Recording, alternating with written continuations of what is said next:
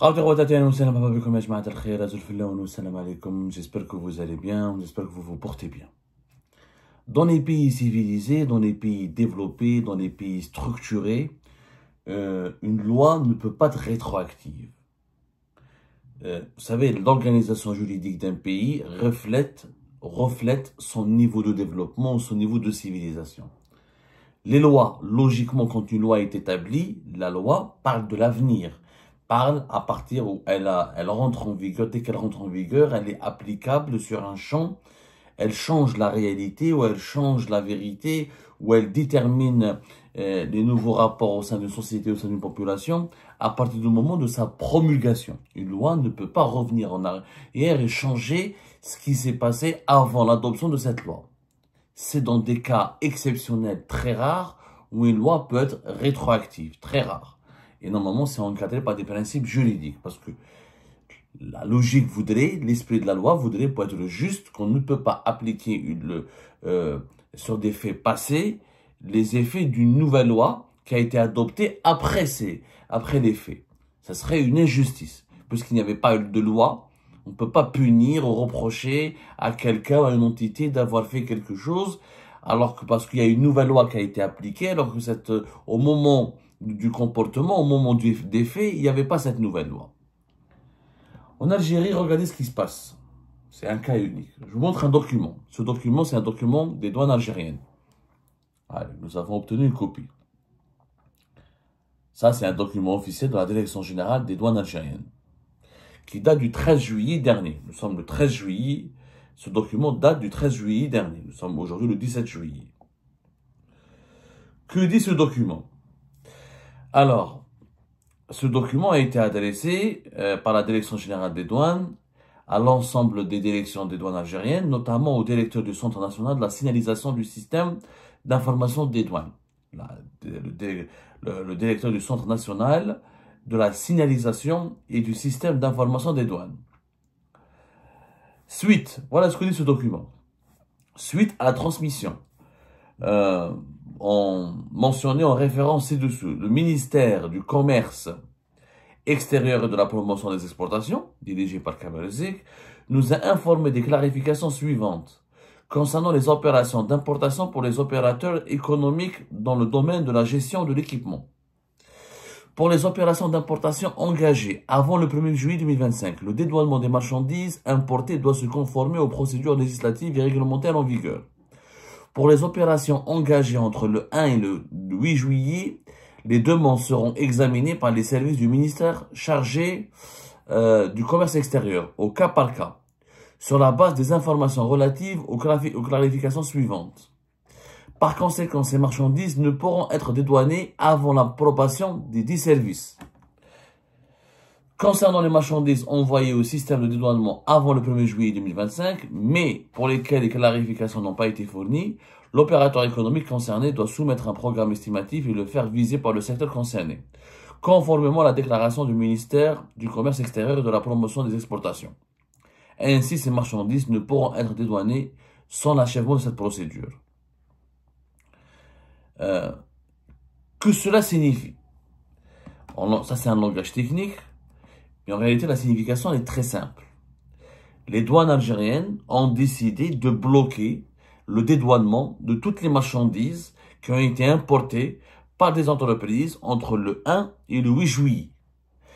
La note, elle date du 13 juillet. Pourquoi? Parce que le 9 juillet, M. Kamal Zik, rappelez-vous, a décidé de bloquer les importations pour le fonctionnement et la production de toutes les entreprises algériennes.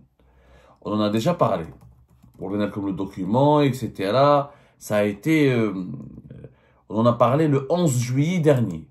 Blocage général des entreprises algériennes, le nouveau coup de folie de Kamal Zik. On en a déjà parlé. Il envoie, c'est même pas lui qui envoie, c'est une note, c'est lui qui demande à une association qui s'appelle l'Association professionnelle des banques et des établissements financiers, la BEF, le 9 juillet dernier, il leur impose des nouvelles conditions. Il dit aux banques, vous n'avez plus le droit d'ouvrir des lignes de crédit, ni de financer les opérations d'importation des entreprises algériennes, si ces entreprises leurs programmes d'importation ne sont pas communiqués préalablement au ministère du Commerce extérieur et le programme de importations doit couvrir la période de 6 mois, tout le deuxième semestre de l'année 2025. Et il faut la validation de ce programme d'importation par le ministère du Commerce extérieur avant de pouvoir aller vers les banques et d'ouvrir des lignes de crédit ou de demander des financements pour opérer ou pour réaliser une opération d'importation. Ça a été le 9 juillet dernier. Et Kemerzik, dans une autre note, la même de la BEF, il demande aux banques algériennes, à travers la BEF, toujours de bloquer toutes les opérations d'importation des entreprises algériennes ou toutes les demandes d'ouverture de lignes de crédit pour les opérations d'importation des entreprises algériennes initiées depuis le 1er juillet. C'est-à-dire qu'il prend une note, c'est-à-dire qu'il prend une décision à travers une note officielle le 9 juillet, mais il l'applique sur tout ce qui s'est passé depuis le 1er juillet. Il fait rétroactif.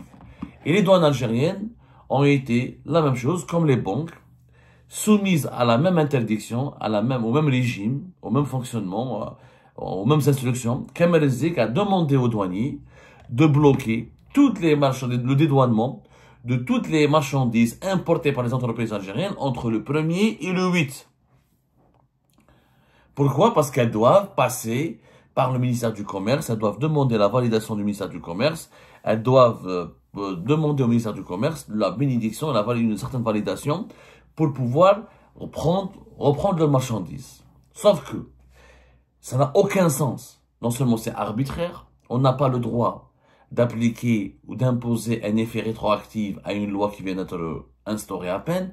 Normalement, une loi ou une mesure réglementaire adoptée le 9 juillet, elle réglemente tout ce qui va se passer après le 9 juillet. On ne peut pas revenir en arrière et pour dire tout ce qui s'est passé avant le 9 juillet, de se conformer à cette nouvelle mesure réglementaire obligatoire à partir du 9 juillet. C'est un non-sens absolu. La conséquence, c'est quoi? C'est que les entreprises algériennes qui ont importé, ils ne peuvent pas dédouaner leurs marchandises. Ça veut dire quoi? Ça veut dire que leurs marchandises seront bloquées dans les ports. Et les navires qui sont arrivés, et des navires, les marchandises, ou ils sont débarqués dans les ports, ou ils sont bloqués dans des ports secs, ou là dans des cargaisons, ou dans des conteneurs sur les quais des ports algériens, ou dans des ports secs, ou tout simplement, ils n'ont pas été encore déchargés et se trouvent à bord des navires. Du coup, toutes les marchandises qui ont été censées être dédouanées entre le 1er et le 8 juillet sont bloquées par les douanes algériennes. Personne ne peut dédouaner quoi que ce soit, donc aucune entreprise ne peut récupérer ces marchandises et les opérateurs économiques devront donc se débrouiller pour payer les conséquences financières. Ces marchandises, si elles restent au niveau d'un port sec, il y a des frais à payer. Si ces marchandises restent au niveau on parle de frais de magasinage au port, ça peut coûter plusieurs millions de dinars. Si ces marchandises sont bloquées au niveau des navires qui étaient censés les ramener vers les ports algériens, on parle de cerise tarie. Et les cerises taries, il faut les payer en devises. Et c'est des milliers, voire des centaines de milliers d'euros par jour. Donc les entreprises algériennes ont été, Kemerzik les a bloquées au niveau des banques. Elles ne peuvent plus importer sans sa propre bénédiction, sans sa propre validation, sans sa propre autorisation. En plus, il les a bloquées au niveau du dédouanement, au niveau des douanes algériennes, où elles ne peuvent pas dédouaner leurs marchandises, ni les récupérer sans sa propre bénédiction, sans sa propre validation, sans sa propre autorisation. En clair, Kemerzik, il est devenu le dieu de l'économie algérienne, Rabbet Zahir. Avant, on avait le général Toufer pour la sécurité, etc. Aujourd'hui, on a le général Kemerzik, Rabbet l'économie algérienne. C'est bloqué Koulish. Maintenant, les entreprises algériennes, et ça, on parle d'importation, encore une fois, des équipements ou des matières premières pour la production. Encore une fois, c'est pas des produits finis. Les entreprises qui ont besoin d'importer des machines, des outils, des pièces, etc., pour le fonctionnement de leurs activités de production ou de la matière première pour la fabrication de leurs produits. Tous ces produits sont bloqués. Entre le 1er juillet, ils ne peuvent même pas dédouaner. Alors que la loi Elle a été appliquée à partir là. Alors que c'est pas même pas une loi, c'est une nouvelle mesure réglementaire. C'est un nouveau règlement.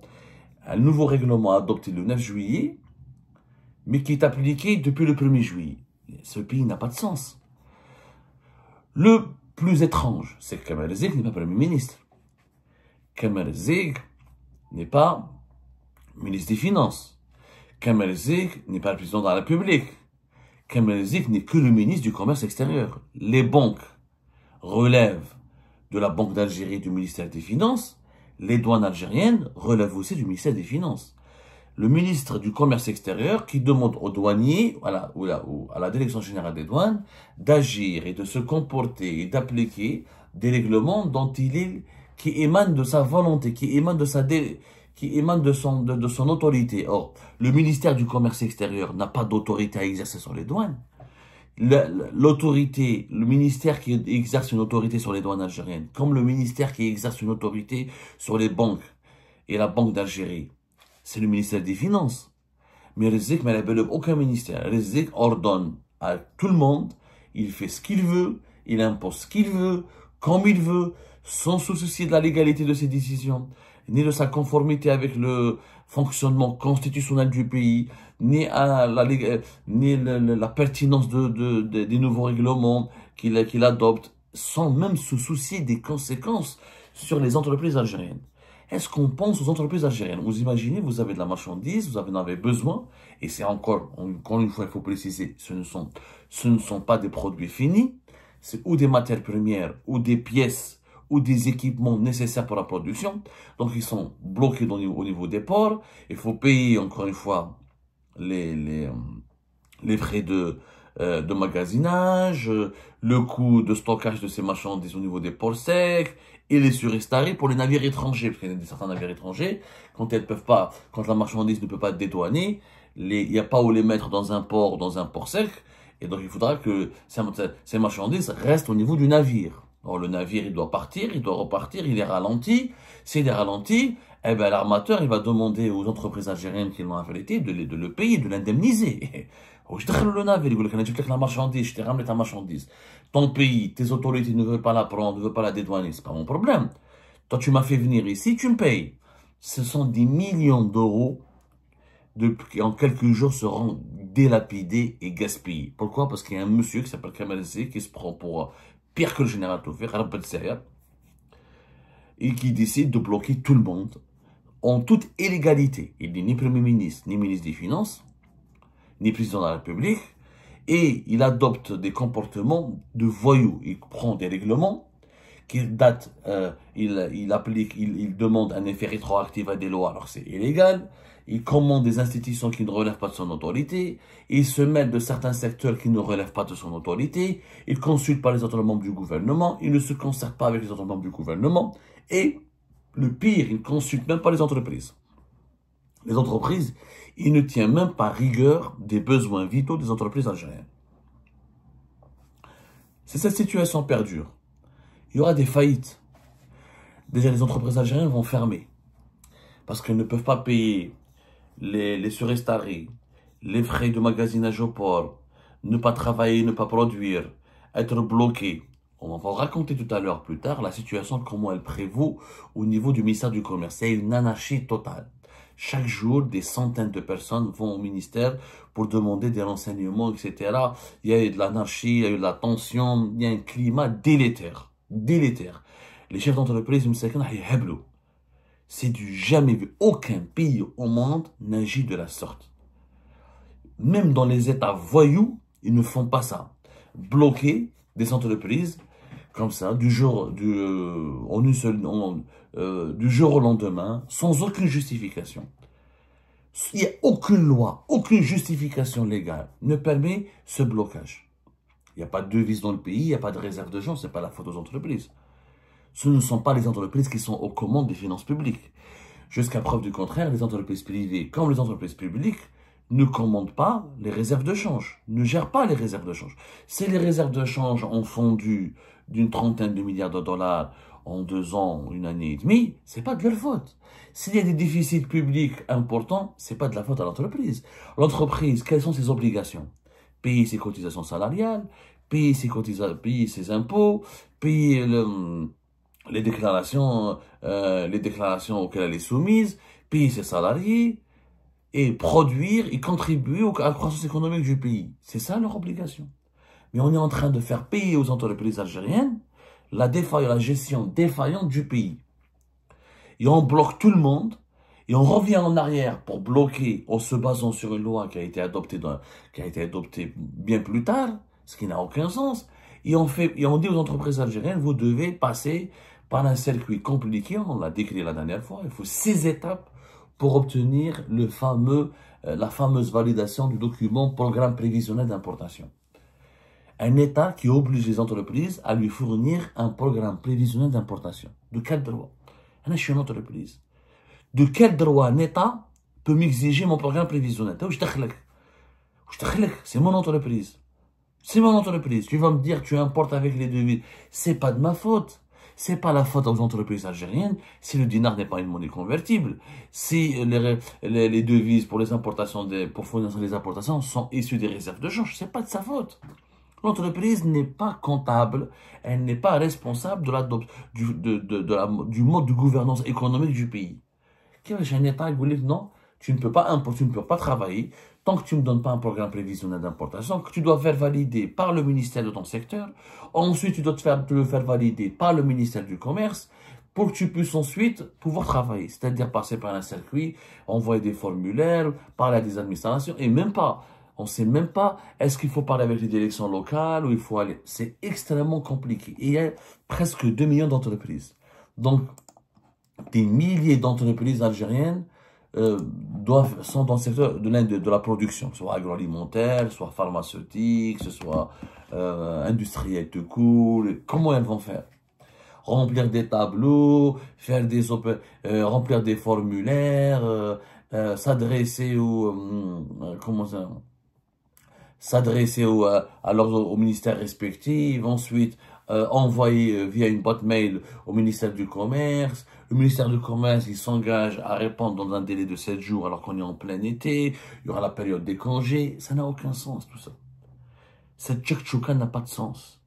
En réalité, Kamel Zé qui est en train de bousiller le pays. Vraiment. Il confond il confond la politique avec l'économie. Il est devenu un général, comme l'équivalent du général Tofir.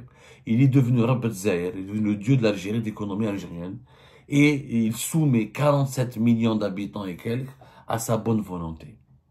C'est un pharaon, il se prend pour un pharaon. Et Tebboune le laisse faire, lui donne carte blanche, comme si ce pays est on dirait que l'Algérie est une partie sur une PlayStation, ou une partie de baby-foot, une partie de jeu de billard.